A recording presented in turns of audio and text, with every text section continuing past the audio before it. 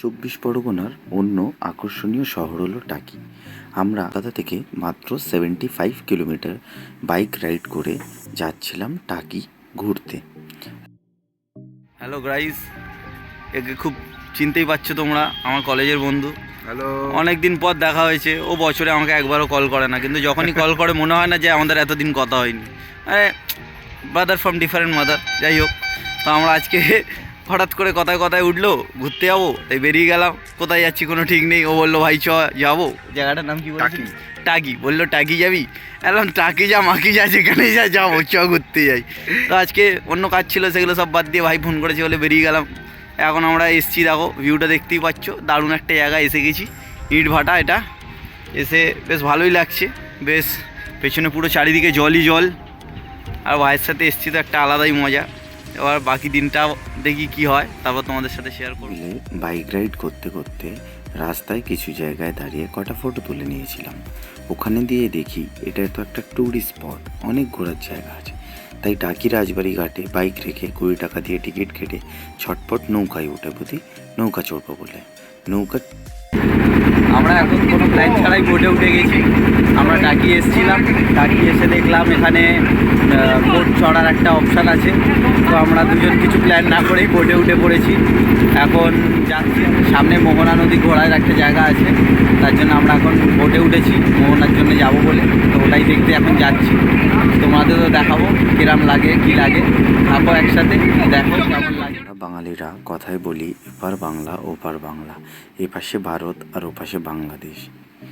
মধ্যিখানে আমরা নৌকো চড়ার সুযোগ পেয়েছি। বোট চড়ছি, দারুণ মজা হচ্ছে। আমাদের ওয়েস্ট বেঙ্গলের একদম শেষ প্রান্ত টাকি, ওপারেই দেখতে পাচ্ছ আমাদের পেছনেই ওপারে বাংলাদেশ। বাংলাদেশে যাওয়ার কোনো প্ল্যান নেই এখন।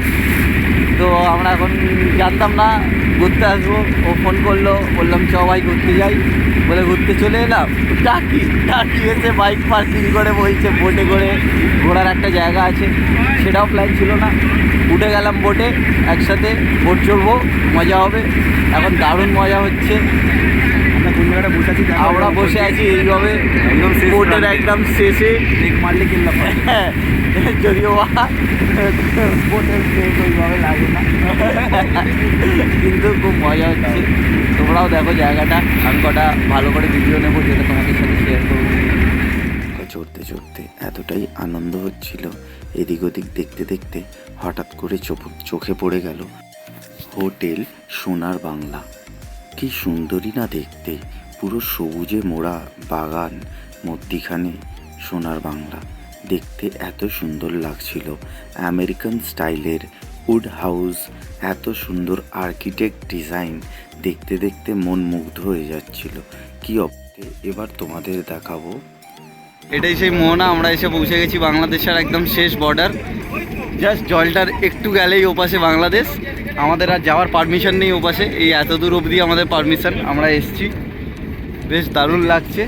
আর ওইদিকে দেখতে পাচ্ছ, অনেক দূরেও দেখতে পাবে না, আমরা দেখতে পাচ্ছি খালি চোখে বাংলাদেশের মেলা চলছে ওদিকটায়।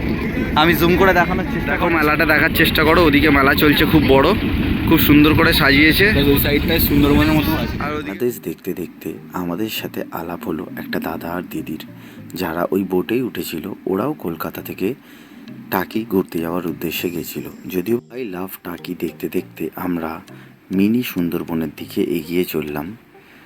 দেখতে দেখতে ইন্ডিয়া আর বাংলাদেশের শেষ প্রান্তের বর্ডারে পৌঁছে গেছিলাম, যেখানে বিএসএফদের চেকপোস্ট ছিল। ওখানে কোনো ফটো ভিডিও নেওয়ার পারমিশন ছিল না, তাই আমরা নেইনি। আমরা ওখানে আমাদের ডকুমেন্টস, আধার কার্ড ও প্যান কার্ড জমা রেখে তবেই ভেতরে এন্ট্রি করার পারমিশন পাওয়া যায়। ওখানে আমরা জমা রেখে সাইন করে ভেতরে ঢুকেছিলাম। ভেতরে ঢুকে 10 টাকার টিকিট দিয়ে আমরা ভেতরে ঢুকতে পারবো। আমরা এখন মিনি সুন্দরবন যাচ্ছি একটা ব্রিজ দিয়ে, খুব সুন্দর ছোট্ট ব্রিজ। যদিও বা আমরা হঠাৎ প্ল্যানেই অড সিজনে চলে গেছি। যদি আমরা প্ল্যান করে বর্ষাকালে যেতাম, তাহলে এই ব্রিজের নিচে পুরো জল ভর্তি থাকতো, যেটা দেখতে আরও সুন্দর লাগতো, কারণ জল থাকলে সবুজ গাছ আরও সবুজ হয়ে উঠতো। তারপর দুই বন্ধু মারামারি করতে করতে আমরা ভেতরে ঢুকে গেলাম। আমরা এখন ম্যানগ্রোভ ফরেস্টে এসে গেছি। ভাবিনি এখানে আসবো, এখানে এটাকে মিনি মিনি সুন্দরবন বলা হয়। তো আমরা এখন এসেছি সোজা ম্যানগ্রোভ ফরেস্ট। ব্রিজের রাস্তাটা দিয়ে হেঁটে এলে একটা টাওয়ার পাওয়া যায়, যে টাওয়ারটার উচ্চতা 3 তলা বাড়ির সমান। আমরা সেটা দিয়ে সিঁড়ি দিয়ে উঠে সেই প্রপার ভিউটা পাওয়ার জন্যে এই টাওয়ারটা বানানো হয়েছে। আমরা এই টাওয়ারটাকে ঘুরে পুরো ম্যানগ্রোভ ফরেস্টে দেখতে পাচ্ছিলাম। সবুজে ঘেরা বন, মধ্যিখানে আমরা, জঙ্গলের মধ্যিখানে দাঁড়ায় পাখিদের আওয়াজ এত মনোরম সুন্দর শুনতে লাগছিল, মন ভরে যাচ্ছিল, মনে হচ্ছিল অনেকক্ষণ বসে থাকি, কিন্তু হাতে বেশি সময় নেই। তাই থেকে নিচে এসে দাদা দিদির কটা ফটো নিয়ে বন্ধুর পাগলামি দেখতে দেখতে আমরা সেই ম্যানগ্রোভ ফরেস্টের ভেতর দিয়ে এক প্রান্তে এসে পৌঁছাল। একটা লোকাল দাদা আমাদের 10 টাকা করে জুস বিক্রি করলো আর বলল দূরবীন দিয়ে ওপারটা আমরা ভালোভাবে দেখতে পারবো। দেখতে দেখতে কিছু না ভেবেই আমরা চটপট দূরবীনটা পেয়েই ওপারে দেখতে শুরু করে দিলাম। দেখতে পেলাম বাংলাদেশের বর্ডারটা একদম স্পষ্টভাবে দেখা যাচ্ছিল, দেখতে খুব সুন্দর লাগছিল।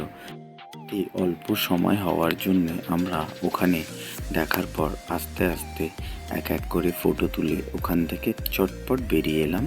এসে যেখানে বাইক পার্কিং করেছিলাম সেখান থেকে বাইক নিয়ে বেরিয়ে এলাম। আমরা এলাম টাকি মালদ্বীপ রিসর্টে। ওখানে 20 টাকা করে পার পার্সন টিকিট কেটে ঢুকে ফেললাম রিসর্টটা দেখবো বলে। মালদ্বীপ নাম দেওয়া হয়েছে কারণ ওখানে জলের ওপরে রিসর্টটা অবস্থিত। পুরো ভেতরটা খুবই সুন্দর। সামনে যেটা দেখতে পাচ্ছ, এখান বিকেলে হলে ঝর্ণা চালানো হয়। আমরা যদিও বা একটু দুপুর গেছিলাম, যার জন্য ঝর্ণাটা বেরোনোর সময় দেখতে পেয়েছি। সুন্দর সুন্দর বসার জায়গা আছে যেখানে সবাই বন্ধুরা গল্প করতে পারে সন্ধ্যাবেলা গিয়ে। তো বন্ধুরা, আমরা এখানে একটা ছোট্ট ব্রিজ আছে পুকুরের ওপর দিয়ে, দেখতেই পাচ্ছ। দেখো ব্রিজটা, এই ব্রিজটা, এটা পুকুরের ওপর দিয়ে টোটালি কাঠের ওপর বানানো হয়েছে। তো আমরা এখন এই ব্রিজটা দিয়ে হেঁটে যাচ্ছি। এখানে 2-3টে রাইড আছে, দেখবো কোনটা চড়া যায়। যেটা ভালো লাগবে সেটা চড়বো আর তোমাদেরও দেখাবো। এনজয় করো আমাদের সাথে। জানতে পারলাম পার রাইড 30 রুপিস করে। তো আমাদের খিদে পাচ্ছিল বলে একটু ঝালমুড়ি খেয়ে নিয়েছিলাম। তারপর বলে রেডি হচ্ছি। এখানে আমাকে সব পড়ানো হচ্ছে। এরা সব ওয়েটিং লিস্টে আছে পেছনে দাদা, যে আমার ফোনে চার্জ শেষ, তাই দাদার ফোনে শ্যুট করতে হচ্ছে। এবার খুব ভালো। এবার তারপর ভাই যাবে, আমি এখন যাব এই জিপ লাইন, এই দড়ি ধরেই যাবো। তোমরা দেখতে পাবে, তোমাদের দেখাবো। এখানে প্রত্যেকটা রাইড সেফটি গিয়ার প্রপারলি পরানোর পরই চড়ানো হয়। আমি সেফটি গিয়ার পরে তারপর চড়ছিলাম। খুব আনন্দ হচ্ছিল চড়তে। আমার এক্সপ্রেশন দেখে বুঝতেই পারছো যে কতটা আনন্দ হচ্ছে। হ্যালো বন্ধুরা, আমি এখন এই জিপ লাইন, এই সাইক্লিং করবো জিপ দিয়ে। দেখতেই পাচ্ছ এতটা আমাকে যেতে হবে। আমি ফার্স্ট টাইম চড়েছিলাম সাইকেল দড়ির ওপর। সেফটি গিয়ার পরেই দড়ির ওপর দিয়ে সাইকেল চালিয়ে গেছিলাম, কিন্তু খুব মজা হয়েছিল। আমি গেছিলাম এখন এটা দিয়ে হেঁটে যাবো, আমাদের দেখাবো। খুব থ্রিলিং, হাঁটতে খুব মজা হচ্ছে, কিন্তু একটু ভয়েরও আছে, খুব কাঁপছে।